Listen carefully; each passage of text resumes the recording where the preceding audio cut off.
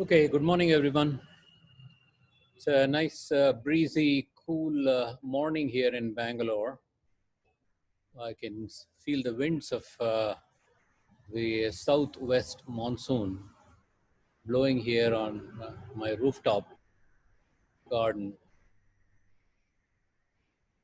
Okay, so I don't think it's going to rain, but it's nice and cool and comfortable here. I think a lot of the rest of India is pretty hot. I guess the monsoons must be coming to other parts also. Okay, let's get started.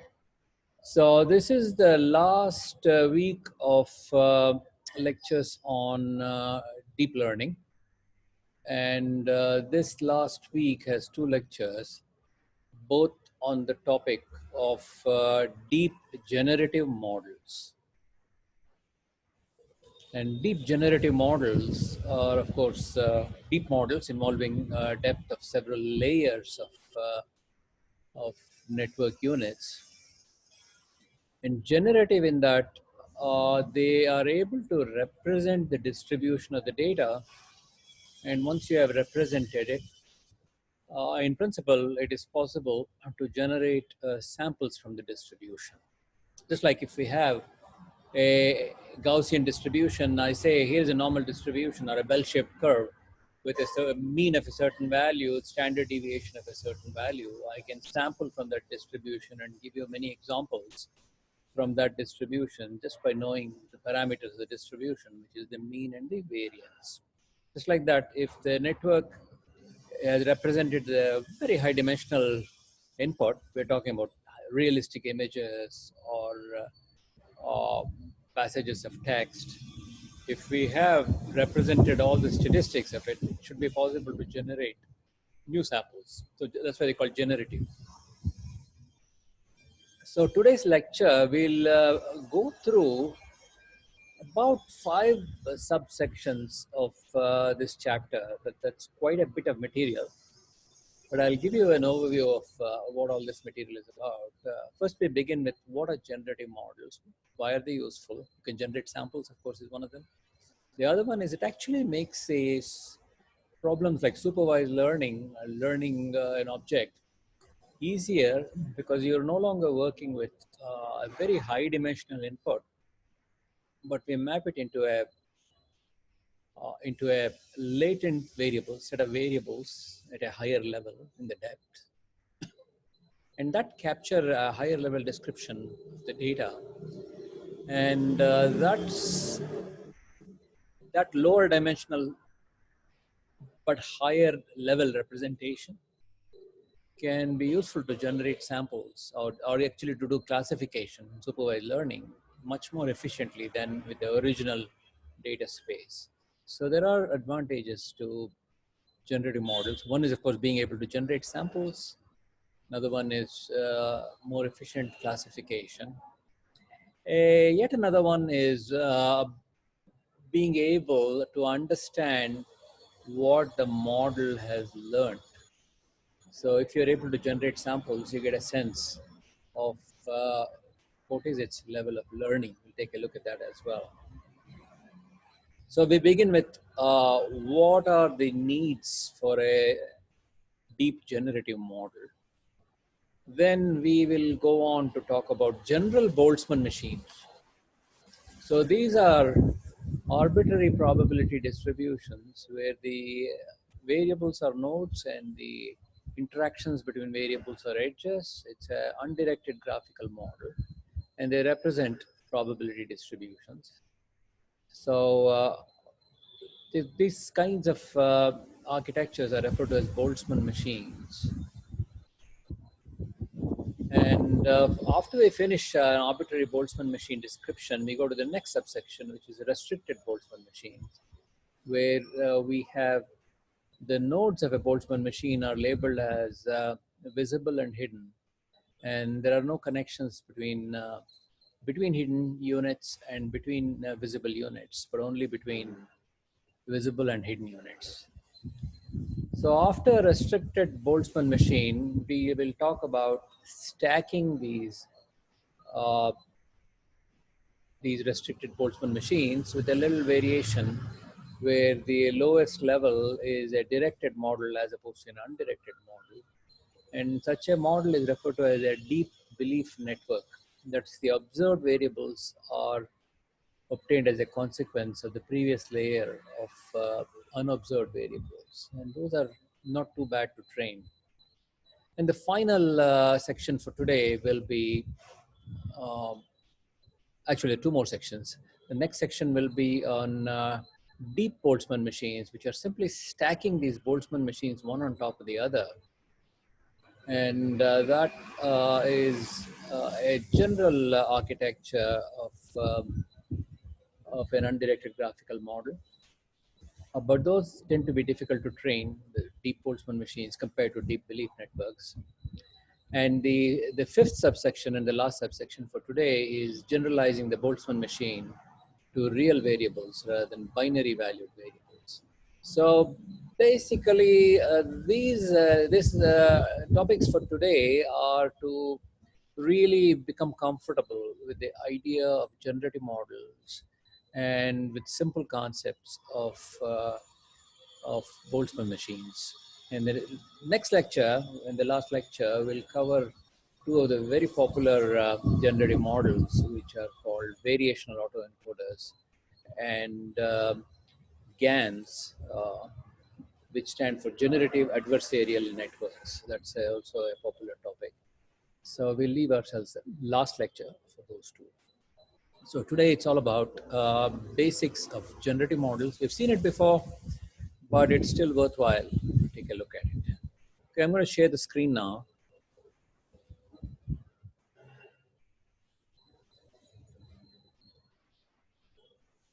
Okay, so we have the topic of increase the size of this pet. It is topic of deep generative models and differentiable inference. So it's a pretty big topic. Actually, I have taken this chapter. This is chapter 20 of the Goodfellow book, but a lot of material has come out in the last couple of years since the book came out. So I have expanded in my lecture notes into two more chapters.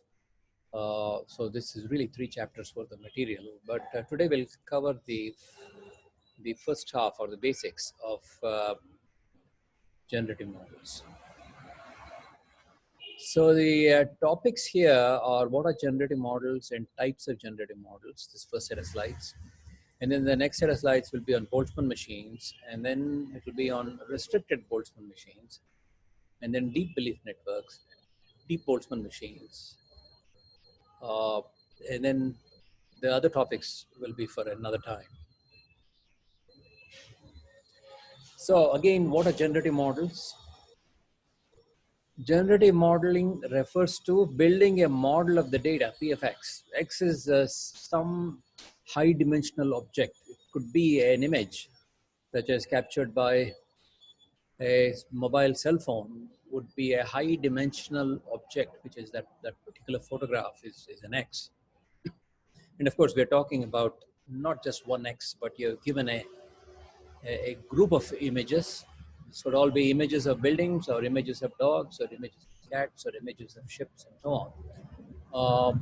Or of course, it could be all of them together. So we need to learn some distribution that generates these. So generative model refers to building a model of the data. And once you've constructed a model of the data, we should be able to sample from that model, saying, okay, here is a sample from it. Okay, depending upon the frequency of occurrence in your data set, well, okay, you picked an image of a dog or an image of a cat, you can generate some samples. So generative modeling refers to ability to generate samples, but it also refers to building a distribution of data and latent variables. So generative modeling is not just about sampling, but it's also about creating a distribution, which can then be used for whatever purpose. It can even be used for classification, saying what is this input, giving a label. So, and we say it's not just building a distribution of X, but it could also involve some latent variables. There are advantages of throwing in some latent variables which are not even observed. The data is observed, and you're saying that there are some abstractions that can be learned, and it's a joint distribution of both of them.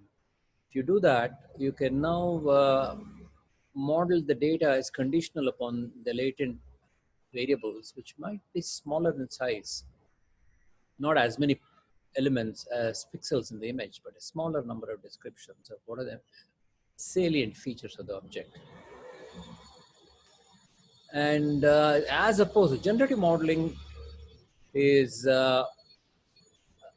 contrasted from discriminative modeling.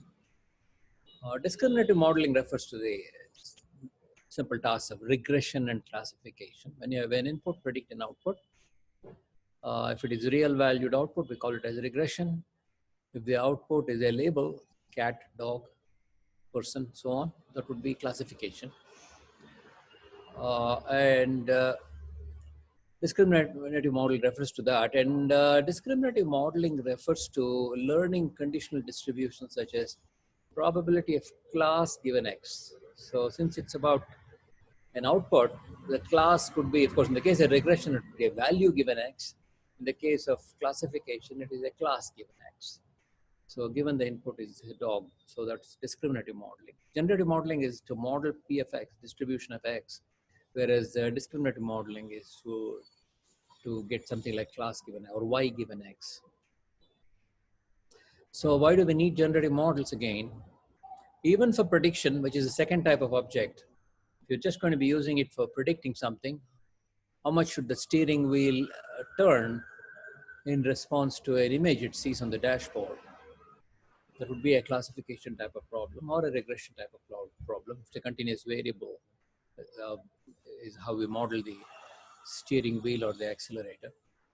So what are generative models useful for? Even for prediction, generative models are useful first for data efficiency and semi-supervised learning. So instead of working with the raw image from the dashboard, we have some latent variables, higher level description that we see a stop sign, or we see the road is turning right and so on. And another application is, another use, I should say, of generative models is model checking by sampling. You've got a model you have learned, and what have you learned?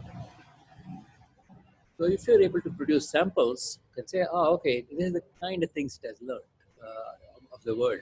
So these are not the real images, but it has learned something about the world.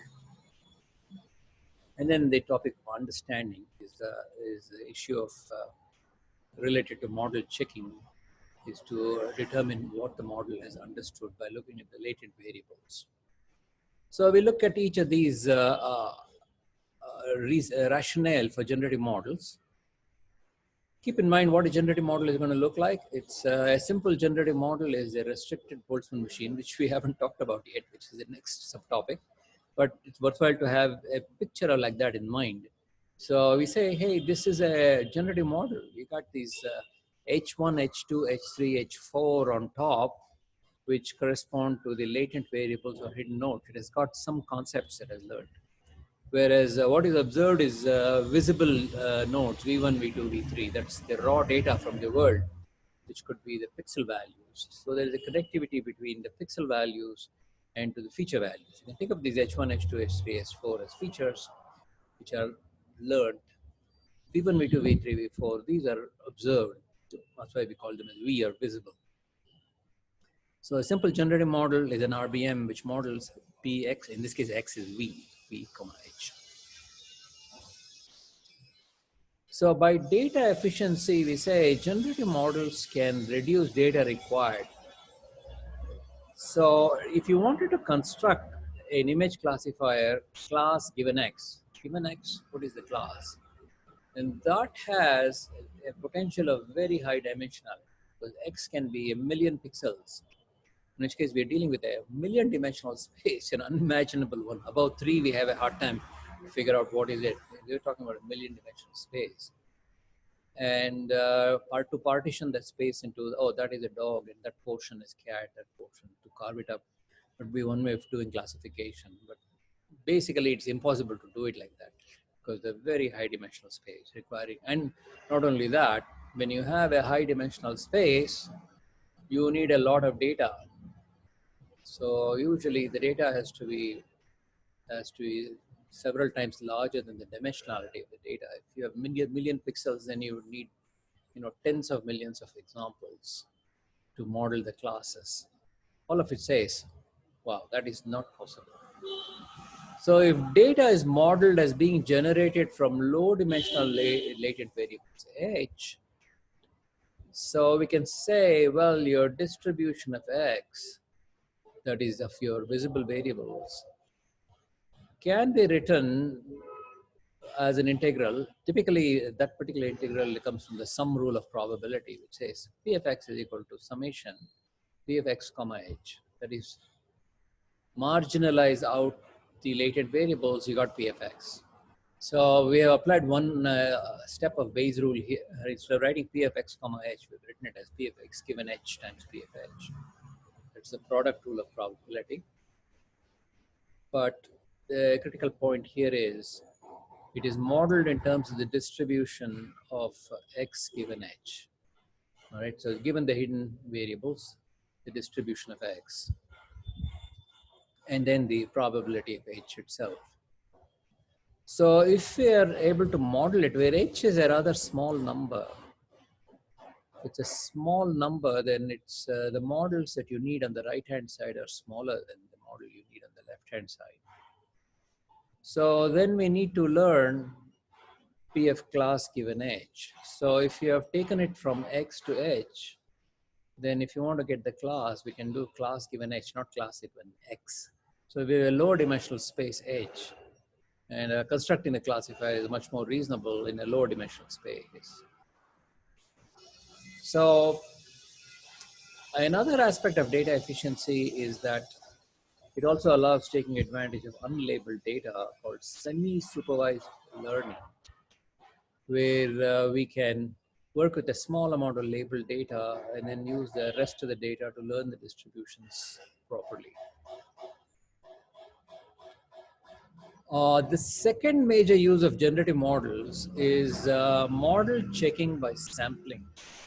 So if you have given many examples and you've learned what all these are, we have constructed a model. Let's say the model is for regression or for classification. Regression is to predict a value, classification is to get a class label. You have constructed a model. And then you say, well, how does this model work? How does it know for any input this is the output? Or how does it know for any input this is the class? So simply asking that question of a neural network, it's very unclear as to what the model learns and what is missed. What is missed, what it cannot. So one way to deal with it is to compare the data sampled from the model to real data.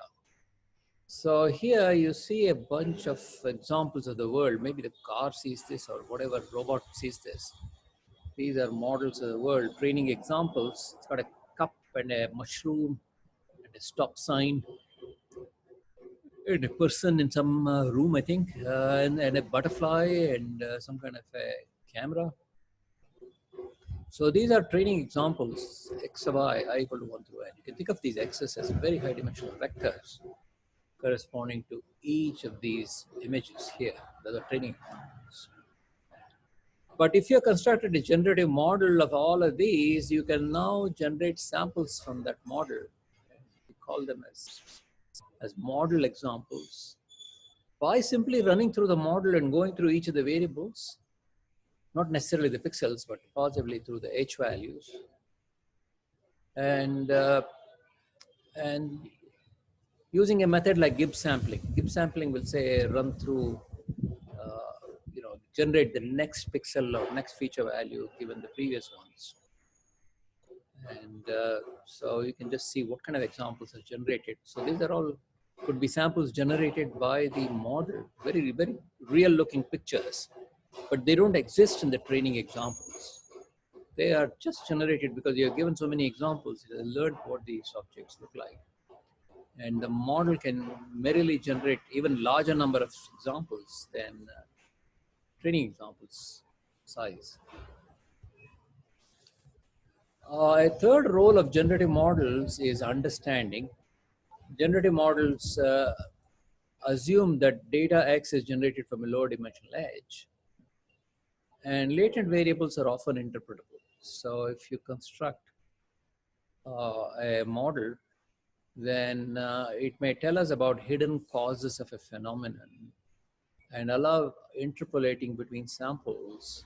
So I think these are all like interpolations here of faces from left to right. It's one face is being transformed to the other face at the end here.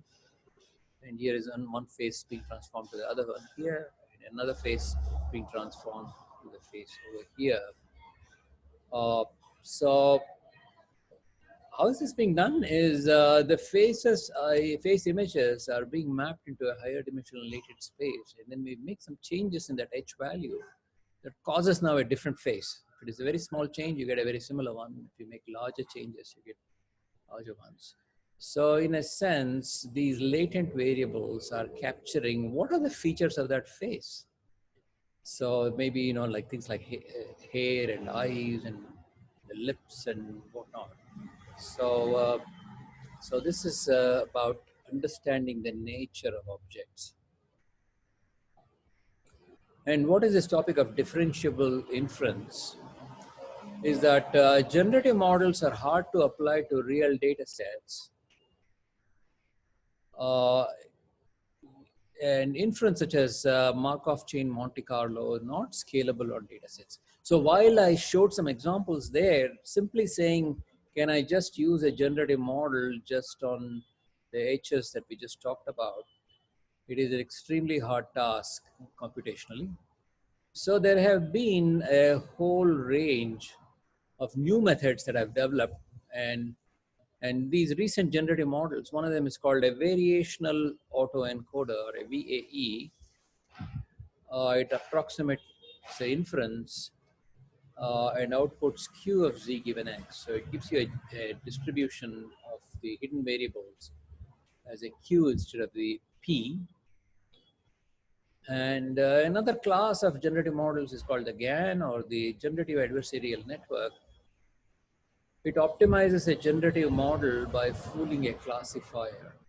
So we come up with a very interesting architecture where we ask a discriminator to tell whether the input is coming from the real data or from the data generated by the model. If the discriminator can tell, that came from real data or that came from the model data, then you have to keep on changing the parameters of the model. So until the model gets better and better, so that the model is such that it can fool the classifier. See, the model is so good that the classifier cannot tell whether the data comes from a real world image or whether it was generated by the model, by the neural network. So that is a very powerful model, and there have been more than 100 variants of this GAN, or Generative Adversarial Network, which are now used not only by machine learning, technical people like us, but also artists to generate new photographs, new paintings, and new designs, and so on, which are all generated. So this kind of gets into, can computers be creative? Can they create new things? Generative models do exactly that. Not the very simple ones that I just talked about. Some variants like the VAEs and GANs. And also another aspect of recent generative models is invertible density estimation. Is transform latent distributions by a series of invertible functions. So we are learning a distribution of the latent variables from which we can get observed variables. And the fourth of these recent generative models is called an autoregressive model, such as looking at the joint distribution PFX as a product of conditionals. And this idea is used in what are called as recurrent neural networks, but it has got some limitations. The common thread among all these, so this sounds like a vast variety. One could have a whole course on generative models. This course is about deep learning. That would be about deep generative models. So the common thread among all these deep generative models is that we can scale to high dimensions because the loss functions are end-to-end differentiable. Remember that differentiability is an essential trait of deep learning. We use the chain rule of calculus to propagate the derivatives from one to the next. And these loss functions that they use are end-to-end differentiable. And there are a variety of these loss functions. There are Wasserstein loss function, so many others. So types of deep generative models. There are several deep generative models. They are built and trained using techniques. So deep generative, to understand deep generative models, we need all this background that hopefully we got some familiarity with. Probabilistic graphical models, like undirected graphical models and directed graphical models. I've studied them in depth. Monte Carlo methods. These are about generating samples. There are simple Monte Carlo methods like importance sampling, and there are Markov chain Monte Carlo methods like Gibbs sampling, and then partition functions. This is all the z function that appears in the denominator. How do you deal with that? Of course, one way to deal with that is to avoid computing. If you're going to be just doing classification, avoid computing the denominator. Or it could be that we actually confront it. Confronting the partition function is about solutions to the problem. And some of the solutions involve clever algorithms like the contrastive divergence algorithm, which alternate. We break the problem into the positive phase and negative phase, and we alternately generate samples from, look at samples from the data and samples from the model, and we use that to cooperatively change the parameters if the differences are too much. So we need to know something about partition functions, and we need to know something about approximate inference. And here we talked about several methods of approximate inference, starting with expectation maximization, and then on to map inference, and finally on to variational inference. So all of this.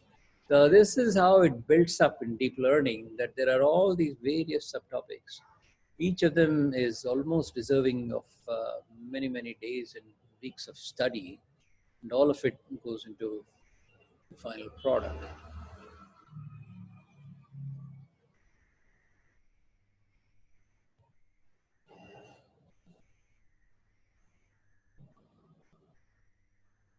Okay, I think we are done with this set of slides. I am now going on to the next one called Boltzmann machines. This again is a general topic. We'll talk about restricted Boltzmann machine afterwards. So we have restricted Boltzmann machines is the next subtopic, and then deep belief networks, deep Boltzmann for continuous. So those are the topics here. So Boltzmann machines historically were introduced as a general approach for learning arbitrary probability distributions over binary vectors. So I've got all these features. I think of it as black and white images, where every pixel is either black or white. I suppose a bit like the like photos, right? High resolution black and white photos in newspapers. You can think of it as they're either black dots or no dots. And because they're so dense, you get sense of gray, but it's just black or white. So how to model probability distributions over these large binary vectors. And variants of Boltzmann machines include other kinds of variables, such as Boltzmann machine with latent variables. And those models became surpassed popularity of the original. So first we consider binary Boltzmann machines and discuss their training and inference. Okay, that sounds like a very classic problem, such as dealing with logistic regression. Okay, let's take a look. So a Boltzmann machine over a d-dimensional binary vector x belongs to 0, 1d. What this means is the x is a vector where every element is either 0 or 1, and it has got d dimensions. So it's a d-dimensional vector. If you have 1,000 pixels, which are all black and white, and d is equal to 1,000. Million dimensional would be d equal to million. That would be a million pixel black and white image. Boltzmann machine is an energy-based model that defines the joint probability distribution. So for any given assignment of values, x, it will say the probability of that value is given by exponential of minus e to the power of x over z. And the energy function E of x that goes into the exponential is defined by E of x is given by x transpose u of x minus b transpose x. So this is saying it's something to do with the square of x and the linear x. So those are the two terms of this E of x, where u is the weight matrix of model parameters and b is the vector of bias parameters. So we got a weight matrix. We are multiplying the x by the weight matrix and the x by the bias vector. So given any x, I can generate E of x like that. And z is nothing but summing the values over all possible values of x. X can be huge because we just said d is 1,000, a million, or whatever. Sum over all those values of p of x, right? It ensures that p of x equal to 1. So you got to make sure. So you have to sum over all the values. So we can think of this Boltzmann machine as a linear model. We just said what it is in the previous slide. It defines a distribution where the probability of a given unit being on is determined by a linear model of the other variables. So it is able to say whether the probability of a particular pixel being 1 is determined by a linear model in terms of all the weights involving all of them. And in the general setting, we are given training examples for all the variables. So it has, if you give it a certain u and a p, it will give you the probability for that particular unit being on. So it's calculating the probability of that being on. It doesn't give you, is it yes or no, but it's a probability of yes or no.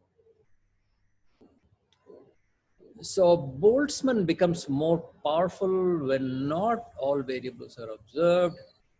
So just as hidden units convert logistics regression to multi-layer perceptron. Okay. Very simplest model in pattern recognition you learn is called logistic regression, where you weight each of the inputs and add them all up and say whether it's yes or no. It's called logistic regression. And you convert that into a more powerful function by having a hidden units. And it leads to what's called the multi-layer perceptron. It becomes a universal approximator of functions in that you can compute any function you want. Just like that, a Boltzmann machine with a hidden layer, with hidden variables, no longer limited to modeling linear relationship between variables. The Boltzmann machine becomes a universal approximator of probability mass functions over discrete variables. So it becomes another powerful model. So over any set of discrete variables, and you can define any probability distribution. And the units x are decomposed into visible and hidden, visible v and hidden h. So now we have the energy function is no longer EFX, but it's EVFH, where we H together form X. So we got some VRV and VWH and HSH, HTPPP, CTH. So you have a whole bunch of matrices together. So it involves both V and X. There are some parameters associated with each. Well, the picture of such a Boltzmann machine is given here. We got some red units here, which are called hidden units or hidden nodes. And the visible nodes are the blues. There is interconnectivity between everything and everything else. And we say that the model is able to assign a probability to any given X, where X consists of V and H together, is given in terms of all the parameters which can compute EFX. So this is EFX equal to E of VH is equal to. So the probability distribution now is given by. So if I give you any combination of values here, tells you what's the probability associated with that. All of this comes from Boltzmann, right?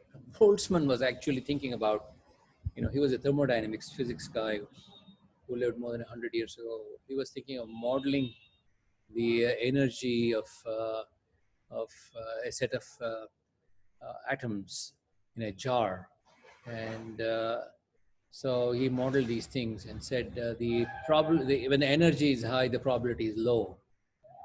So we say when the probability is low, the energy is high. So this is a relationship between the probability distribution modeled by this set and the energy equation given over here, the same relationship. That's why this is all called Boltzmann, after a physics guy, statistical physics guy, even though we're dealing with computer science here.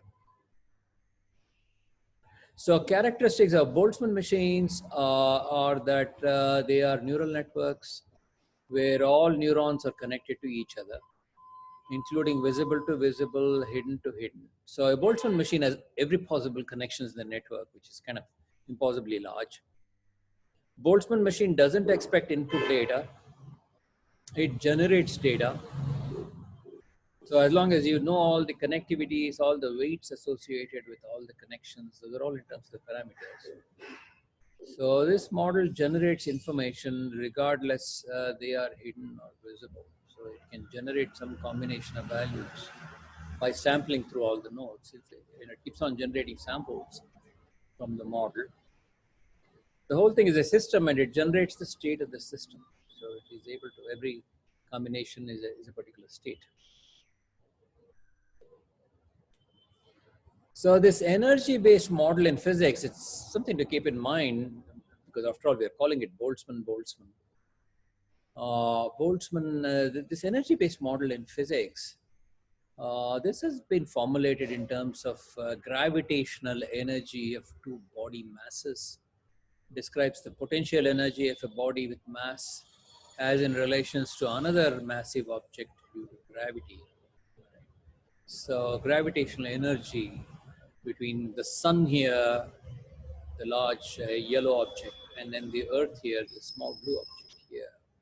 So there is a gravitational energy between the two masses, which is made warped by the sun.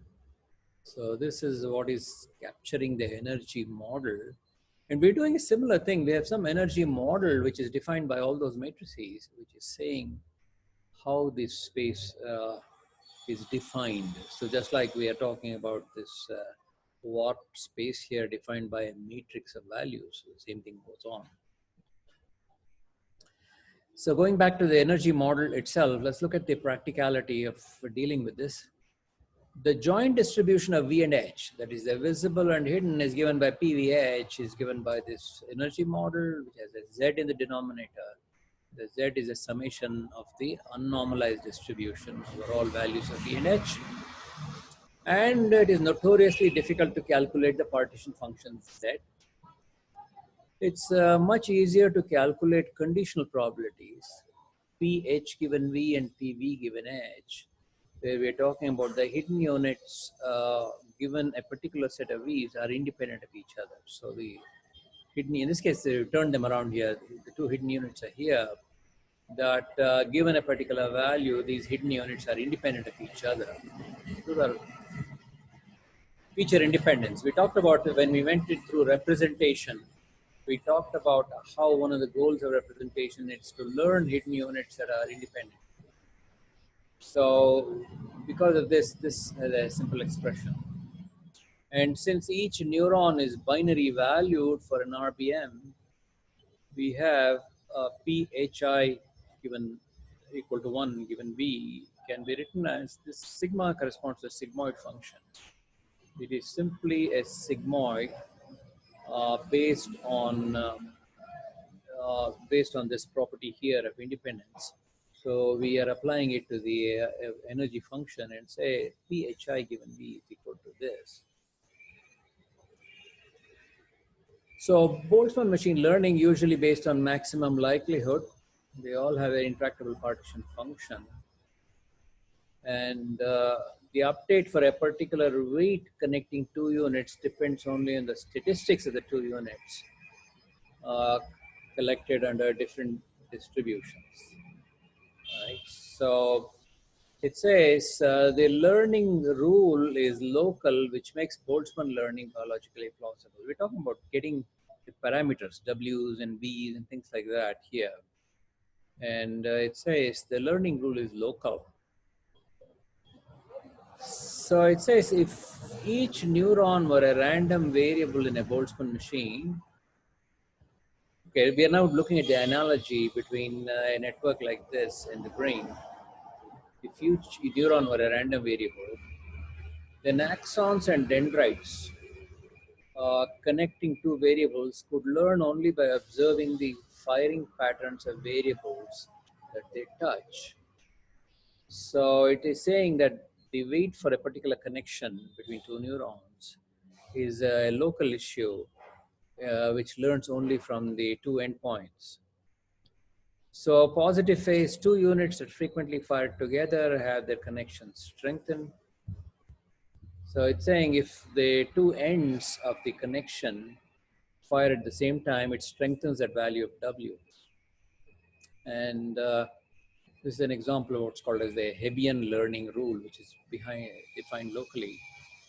And it's the oldest hypothesized biological learning. Okay, these are all a bit high level, but it's interesting to know that there is all this background for Boltzmann machines. So let's go on to a more practical restricted Boltzmann machines, where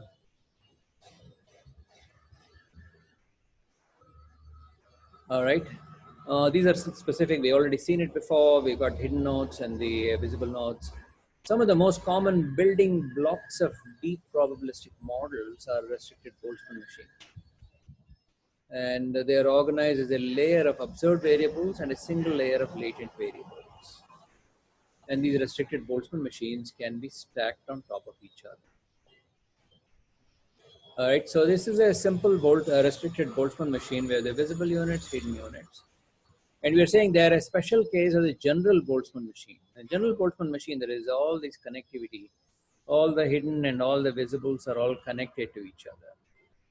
Whereas here, there is some restriction.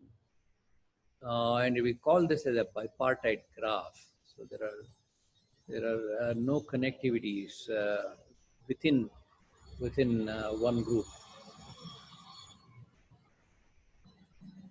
So the models constructed using restricted Boltzmann machines, we got the RBM as the first one here. And by stacking two of them on top of each other, you get this one here, which is called as a deep belief network. But you see at the lowest level, they have directionality here. And we have, it's a hybrid graphical model. So this one has undirected edges here and directed edges over here. It's a combination of a Markov network on top and a Bayesian network at the bottom. That's called as a deep belief network. The third one is a pure deep Boltzmann machine where we are stacked these two on top of each other. Both are not directional. Turns out this model, when they're not directional, is harder to train And this one, which has got directionality over here. So that's why we look at deep belief network first. Then only we look at deep Boltzmann.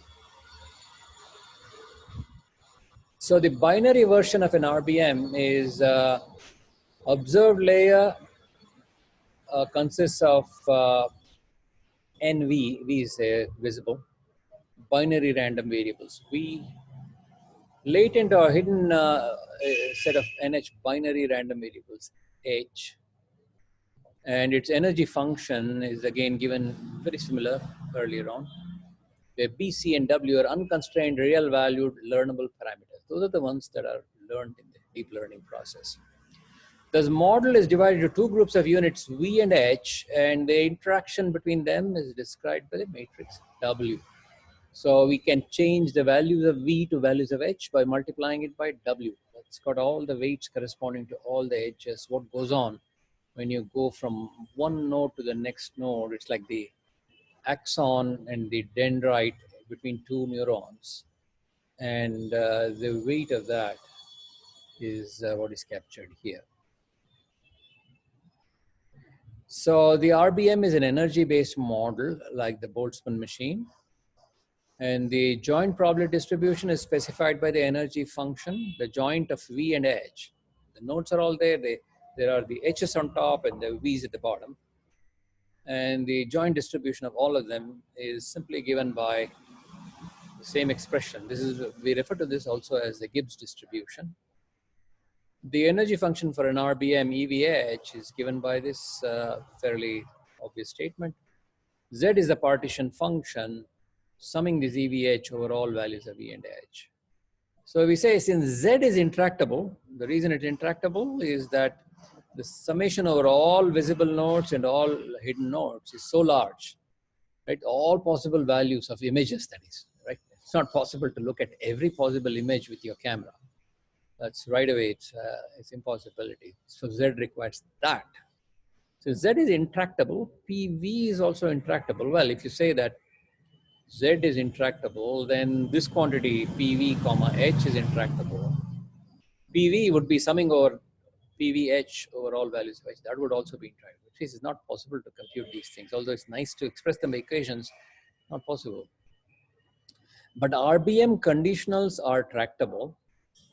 Although PV is intractable, bipartite structure of RBM has a special property that conditionals P of H given V and P of V given H are factorial and easily computed. PH given V, this is all the algebra that is saying PH given V is given by an expression here, which involves Z prime here. And then normalizing the distribution. So it's just P of Hj equal to 1 given V is a sigmoid. We saw this expression a little bit earlier. Similarly, we can compute. So we now have express the full conditional factorial distribution. This involves sigma of this quantity. There is a little symbol here, which is a circle with a dot. It's a kind of multiplication called Hadamard multiplication. If I give you two matrices and ask you to multiply them, there's a standard way of multiplying matrices. In Hadamard multiplication, we have to multiply the element by element. So we have to apply that quantity, and that will give you, and this is in terms of the sigmoid function here, the 0-1 function, which assigns a value between 0 and 1, which gives you a probability for any given settings of H and V.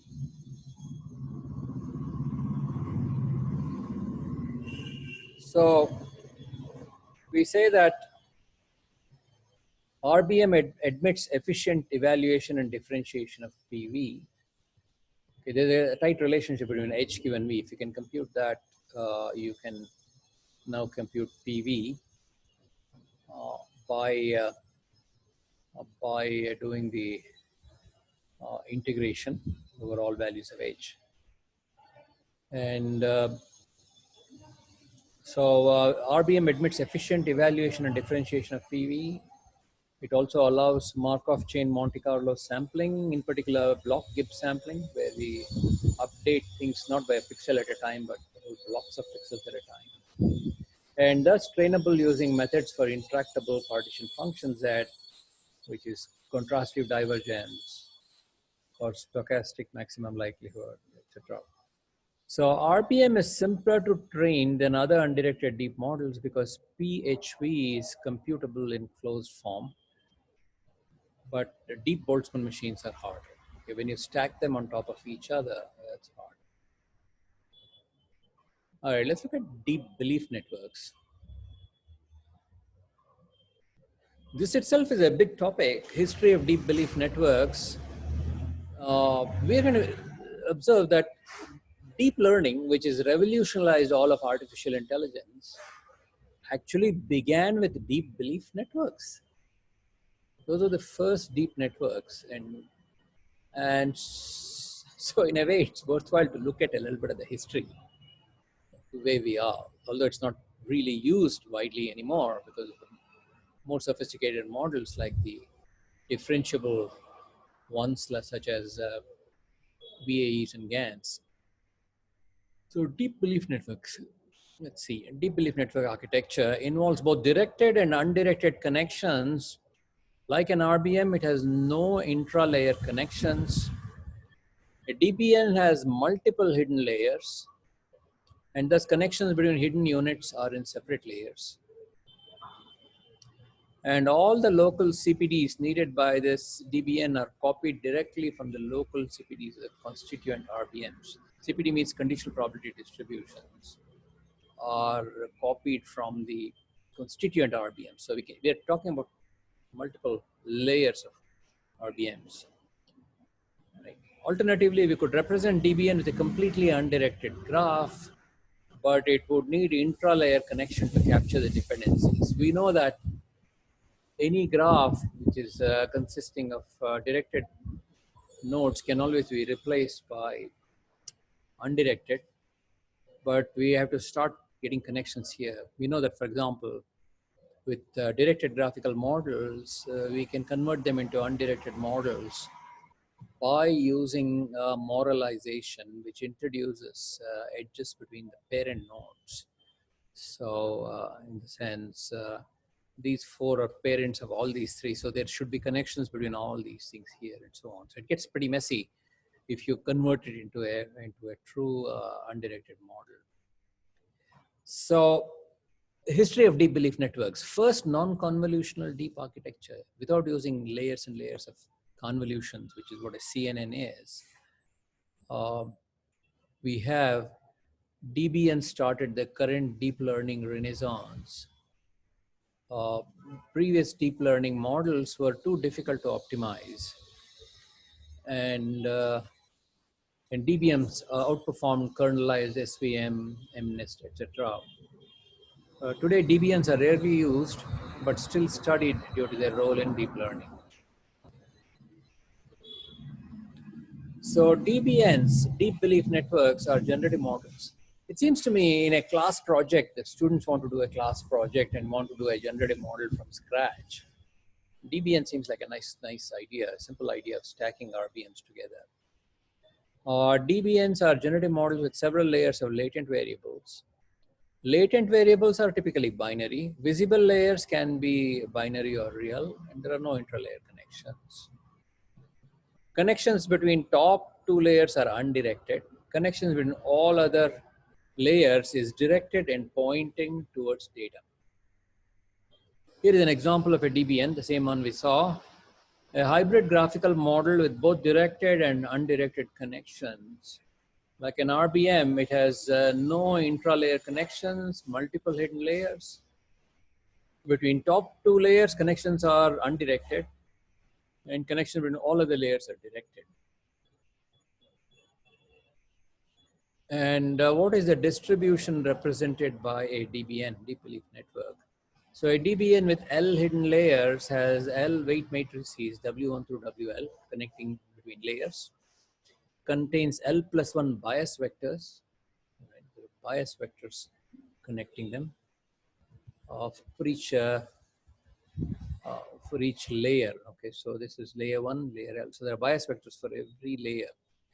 And then bias B0 provide biases for the visible layer. Probability represented by a binary VI HI. If I give you a VI and a HI, then probability of HL and HL minus 1, joint probability of pair of hidden layers. CPDs of lower hidden layers are given by layer above. CPDs of visible layers given the first hidden layer. So in the case of real valued variables, we substitute V as normal with all of these, the linear combination here. And so this is now a normal distribution for the visible layer. That's where the directionality comes into play. That this depends on the parents. The parents are imposing a distribution on the V's here. And this is how a DBN could be represented. And we can generate a sample from a DBN by running several layers of Gibbs sampling from the top two hidden layers. This stage is drawing a sample from an RBM defined by top two layers.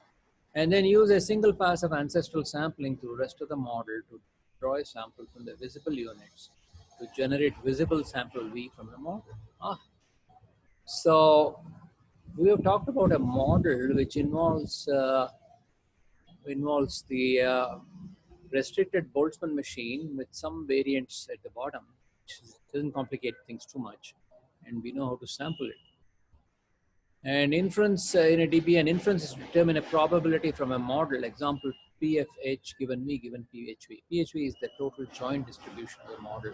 And you've got all the values of all the parameters. You've got a distribution PH comma V, right? That's in terms of the energy function.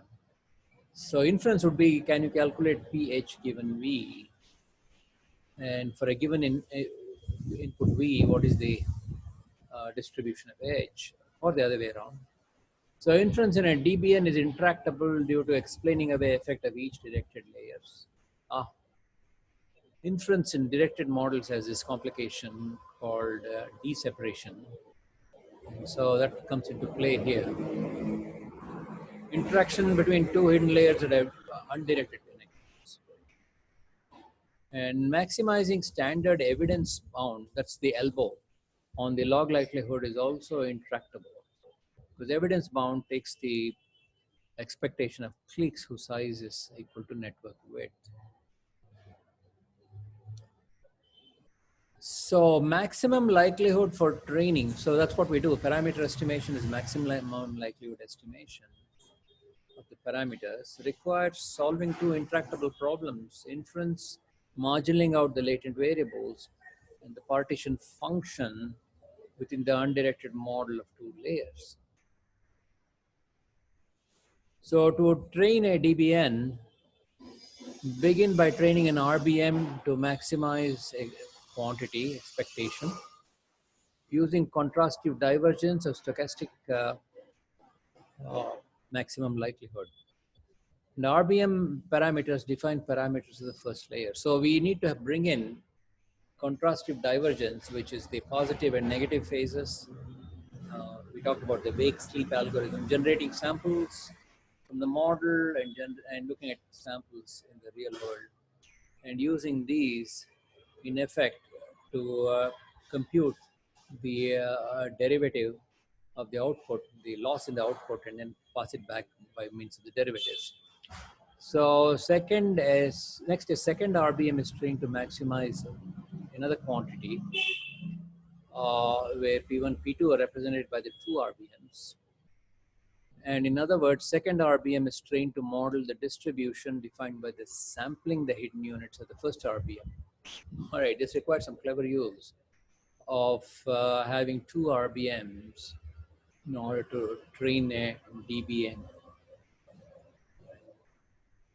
And this procedure can be repeated indefinitely to as many layers of DBN as desired. Right, so it's a pretty intricate design. Trained DBN may be directly used as a generative model, but most interest in DBNs arose from classification. So you could use a DBN to do your standard classification, digit recognition, so on. There's so many solutions to the problem. And a DBN can be used, deep belief network can be used. So we have DBN for deep belief network, DBM for deep Boltzmann machine. All right, so deep belief network is also being made of Boltzmann machines. So this is pretty intricate. Okay, let's go on to the last two topics. Deep Boltzmann machine. Again, it's simply a stack of Boltzmann machines. So this is a PGM, probabilistic graphical model for a deep Boltzmann machine. It has got now layers and layers of nodes visible at the bottom, hidden layer 1, hidden layer 2. Unlike a deep belief network, it's an entirely undirected model. Connections are only between units in neighboring layers. Like RBMs and DBNs, DBMs contain only binary units. Again, these are all binary units.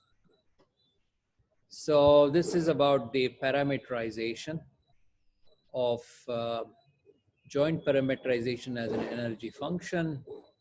Visible layer, so suppose the case of a DBM with one visible layer and three hidden layers, H1, H2, H3. And we now define the joint distribution in terms of the energy formulation. And the DBM energy function involves all these weights, W1, W2, W3. So in comparison to fully connected Boltzmann machines, DBM offers advantages similar to those offered by RBM. And DBM layers can be organized into a bipartite graph. DBM rearranged as a bipartite. We got all these H's here. There are these H's, these H's, these H's. So they're being redone here. That we have the H2s and the H3s over here, H1s and then the V's. And it is possible rearranged to show its bipartite structure. Although it's got all these layers, it can still be thought of as a bipartite structure, that we have one set of nodes connecting another set of nodes, which have no interconnection here. Odd layers on one side, even layers on the other. So we can now write the conditional distribution of DBNs because of the bipartite structure, where we have probability of BI given H. And then bipartite structure makes Gibbs sampling efficient. So we can generate samples. If you recall Gibbs sampling, we generate one variable at a time and then keep all the previous ones, and then you sample from that. So computing H given V probability is simpler than for DBNs. Allows rich approximations of the posterior.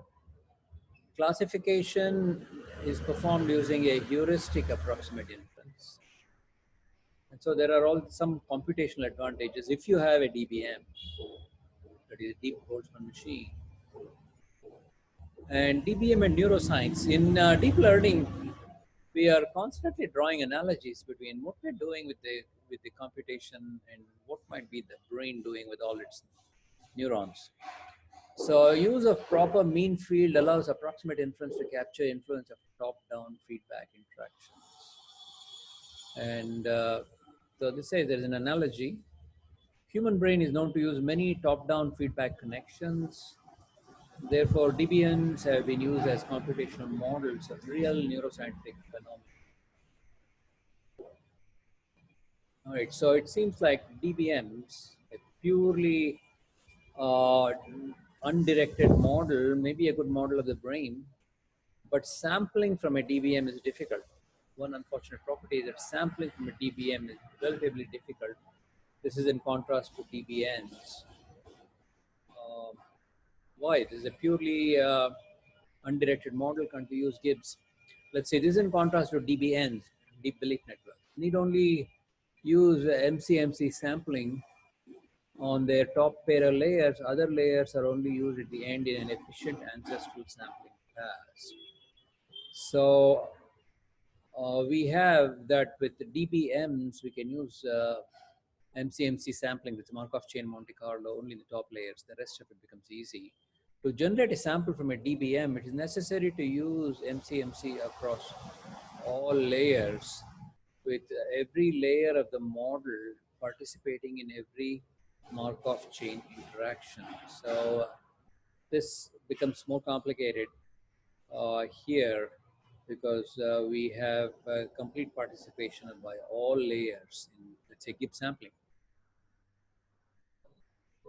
What about inference? That the mean field inference is defined in a fairly straightforward way, and then approximating the DBM posterior is also set up in a straightforward manner. And here are the equations for mean field inference, where we're taking a product of the Qs. Okay, remember, in mean field inference, we bring in a Q function rather than work with the full distribution. And measuring how well Q fits P is done by Kullback-Leibler divergence here. And so what about the Q? It's being parameterized here as a bunch of Bernoulli distributions. And this is about choosing a right member of the family of these Bernoulli distributions. So parameter learning involves LVQ theta. This is the stuff we talked about in approximate inference. So you have to bring in all of this mechanism to play a role, with lower bound on the log likelihood given by the elbow. Elbow is LQ theta. And then there is a version here called variational stochastic maximum likelihood algorithm to learn DBM. And then there is a version called pre-training that is preparing it in isolation. Each layer is trained in isolation as an RBM. So pre-training would be to each layer in isolation and then putting them together for pre-training. And then a specific example of using a DBM to classify MNIST. And so this says DBMs require greedy unsupervised pre-training. And then there are issues about joint training problem of all of these. Right? Just wanted you to have a sense of all of this part. So this is historically quite a bit of complexity that was used to create models of deep layers. First, it was understood that deep layers are good. Then came the question, how are you going to construct your deep layer? You're going to stack layers and layers and layers. Should they be all directed, undirected? If you had a combination of directed, undirected, turned out to be better than all undirected, then you got to bring in a whole bunch of interesting algorithms. Okay, the very last part of today is Boltzmann machines for real data. So we've only talked about Boltzmann machines with the binary value data. Now we're talking about real value. So while the original Boltzmann machines were developed for binary data, many applications such as image and audio require ability to represent distributions over real values, right? So instead of having pixels that are black or white, what if we have pixels of 8 bits of gray, 256 values of gray, which means any value between 0 and 255, and can these values be treated as real values rather than binary values? And shortcut for real values, we have some probabilities associated with each value. So that's a standard way of dealing with real values. If you have real values between 0 and 1, we can think of it as a probability between 0 and 1. And so you have RBMs which are defined using Gaussian and Bernoulli RBMs. So we have binary hidden units, real valued visible units. Conditional visible units is Gaussian. So we have some combination of binary and Gaussian. And these are all defined. And we talk about parameterizing the Gaussian Bernoulli and how to represent V given H and H given V and so on. It's a little hairy, but it can be done. Okay, that's the message. Okay, so let me just summarize what I covered today. We didn't get into very many state-of-the-art generative models. We're keeping it for the next lecture. Today, I just went over the concept of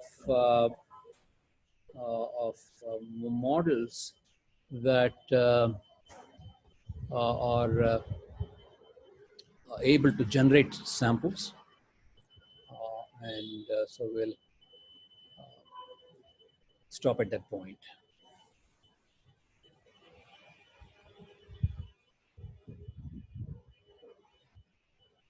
Okay, I'm going to now mute the audience. I'm going to now stop sharing, and then we'll have a private discussion of the class about various things.